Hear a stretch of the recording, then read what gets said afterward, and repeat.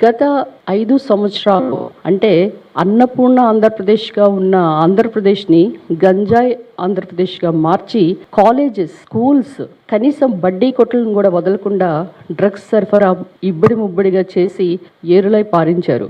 ఆంధ్రప్రదేశ్‌ను అన్నపూర్ణ ఆంధ్రప్రదేశ్‌ని గంజాయి ఆంధ్రప్రదేశ్‌గా మార్చారు.